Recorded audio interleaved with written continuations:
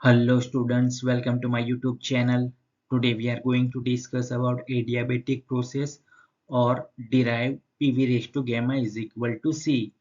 So आज हम discuss करेंगे adiabatic process के बारे में और derive जो कि इक्वेशन है PV raised to gamma is equal to C उसको derive करेंगे. So without wasting much time, let us start this video. Adiabatic process. A process in which there is no heat transfer to or from the system is known as adiabatic process. यानी कि adiabatic process ऐसी process है जिसके अंदर heat यानी कि उष्मा का स्थानांतरण नहीं होता. किसमें से? सिस्टम में से, और सिस्टम में दोनों में से हीट का जो है ट्रांसफर नहीं होगा. उसी प्रोसेस को हम बोलेंगे adiabatic process. In this process, the work is done at the expense of its own internal energy. यानी कि इस प्रक्रिया में जो उसका अपनी इंटरनल एनर्जी यानी कि अपनी आंतरिक ऊर्जा जो है उसकी कीमत पर वर्क होगा यानी कि कार्य होगा. Hence, temperature falls during an adiabatic expansion.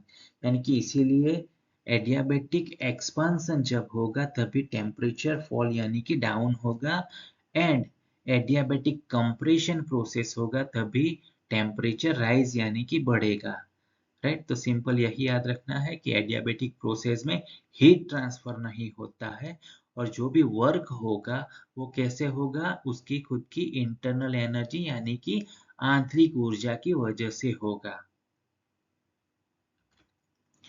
When adiabatic process is reversible, then it is known as isentropic process.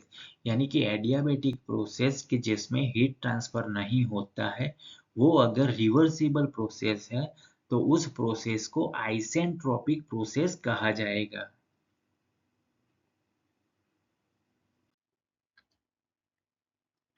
Law of adiabatic process PV raised to gamma is equal to C.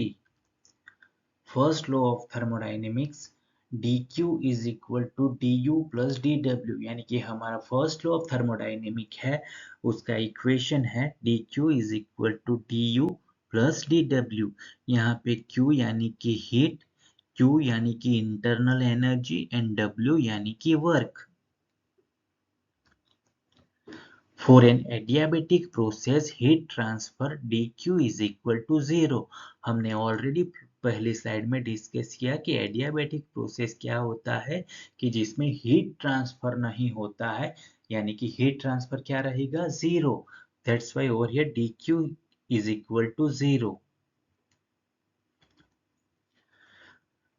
सो ये जो हमारा equation है dq is equal to du plus dw, उस यहाँ पे dq की जगह पे हम 0 इंसर्ट करेंगे. So dw plus du is equal to 0.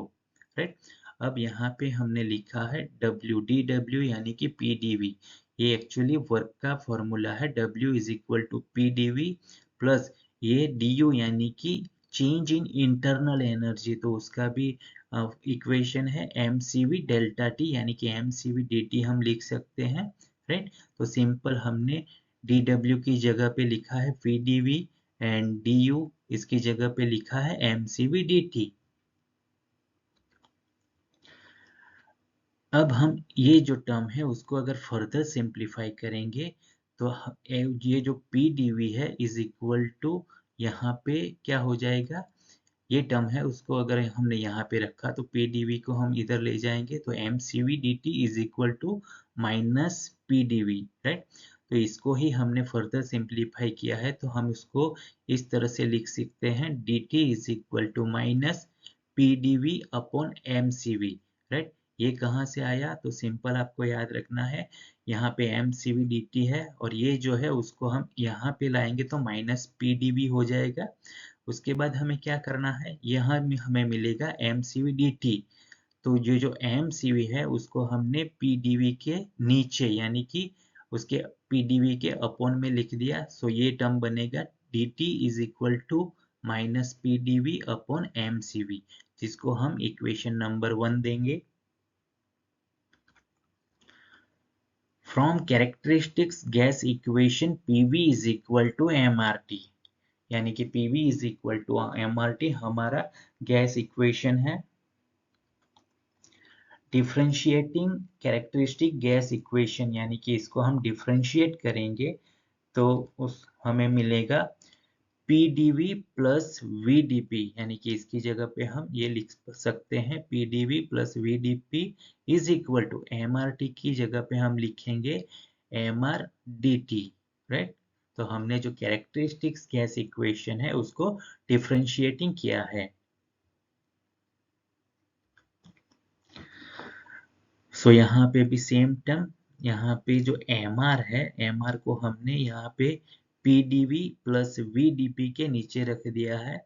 सो यहाँ पे बनेगा dt is equal to PdV plus VdP, और ये जो है MR उसको हमने इनका नीचे रखा, यानी कि यहाँ पे MR आ जाएगा। तो ये हो गया हमारा इक्वेशन नंबर 2।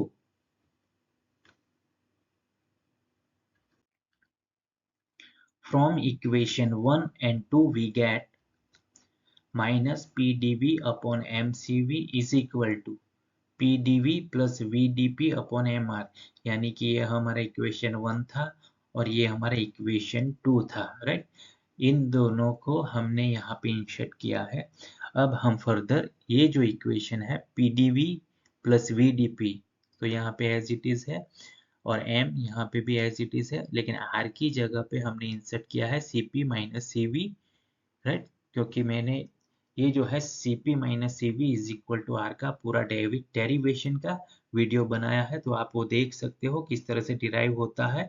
Cp यानी कि specific heat at constant pressure and CV यानी कि specific heat at constant volume, right. तो हमने R की जगह पे Cp माइनस CV लिखा है।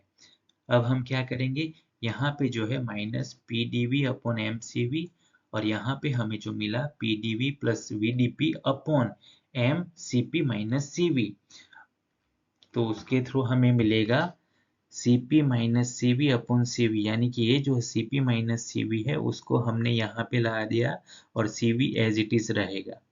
अब ये माइनस PdV जो है उसको हमने इस तरफ लाया, यानी कि minus PdV plus VdP upon PdV, यहाँ पे MM कैंसिल आउट हो जाएगा, यानी कि हमने ये जो दो इक्वेशन है उसके ऊपर से ये टर्म बनाया है। अब हम फर्दर इसको सिंप्लीफाई करेंगे तो हमें मिलेगा Cp अपॉन CV, क्योंकि ये CV यहाँ पे भी है और CV अपॉन CV यहाँ पे भी होगा, तो हम यहाँ पे 1 लिख सकते हैं।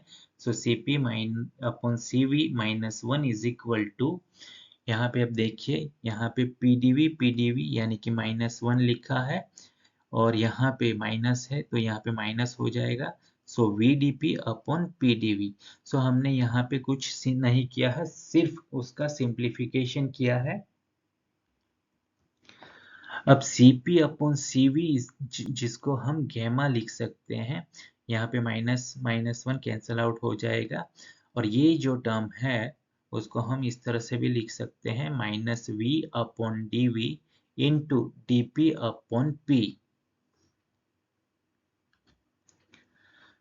अब यहाँ पे क्या किया है, यहाँ पे गैमा एज इट इज है, और ये जो टर्म है उसको अगर हमें यहाँ पे लाना है तो इस तरह से बन जाएगा dv अपॉन v, राइट। ये माइनस था तो यहाँ पे प्लस हो गया, इज इक्वल टू ये जो टर्म है एज इट इज रहेगा लेकिन ये माइनस फॉर्म में है, so minus dp upon p। अब हम क्या करेंगे, इसको इस तरह से भी लिख सकते हैं gamma dv upon v plus यहाँ पे जो माइनस था इसको इज इक्वल टू के इस तरफ लाएंगे तो plus dp upon p is equal to 0। Integrating both side we get, यानी कि ये जो टर्म मिला है उसको हमने दोनों साइड अगर इंटीग्रेशन अप्लाई करना है तो हम इसको इस तरह से लिख सकते हैं gamma log e v plus log e p is equal to 0 की जगह पे हम कांस्टेंट लिखेंगे log e c, where c is constant.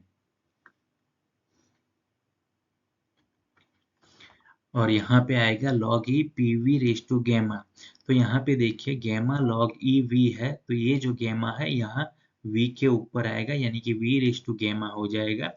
और यहाँ पे log e और यहाँ पे भी log e, तो यहाँ पे क्या होगा, इसका मल्टीप्लीकेशन होगा, इसीलिए मैंने यहाँ पे pv का मल्टीप्लीकेशन लिखा है।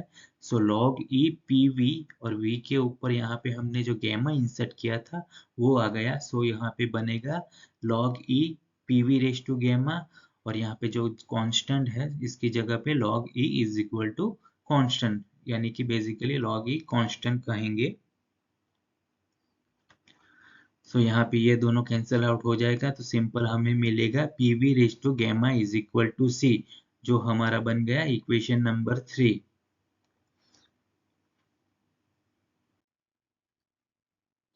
Equation 3 PV raised to gamma is equal to C is known as law of adiabatic process or governing equation for adiabatic process, यानी कि जो governing equation for adiabatic process का equation रहेगा PV raised to gamma is equal to C. Example: a thermos flask is a good example of an adiabatic process in daily life. यानी कि जो thermos flask आता है वो adiabatic process का एक अच्छा एग्जाम्पल है, जो कि हम रूटीन लाइफ में उसका इस्तेमाल करते हैं। वाइल नॉट परफेक्टली एडियाबेटिक, यानी कि बेसिकली उसको हम परफेक्टली एडियाबेटिक नहीं बोल सकते, लेकिन उसको इस तरह से डिजाइन किया है, it's design to minimize heat transfer, यानी कि उसमें से मिनिमाइज यानी कि न्यूनतम जो ऊष्मा का स्थानांतर होगा, allowing hot or cold liquids to maintain their temperature for extended period, यानी कि हम जो उसमें ठंडा या गर्म तरल पदार्थ जो भरते हैं वो लंबे समय तक अपना तापमान बनाए रखता है।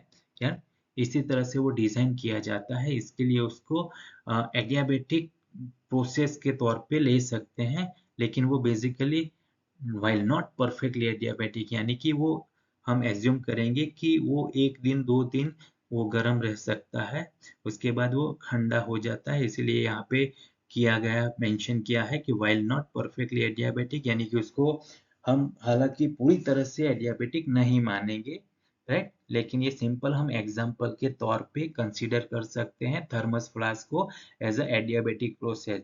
तो यहाँ पे सिंपल आपको याद रखना है एडियाबेटिक प्रोसेस यानी कि उसमें से हीट ट्रांसफर नहीं होता है।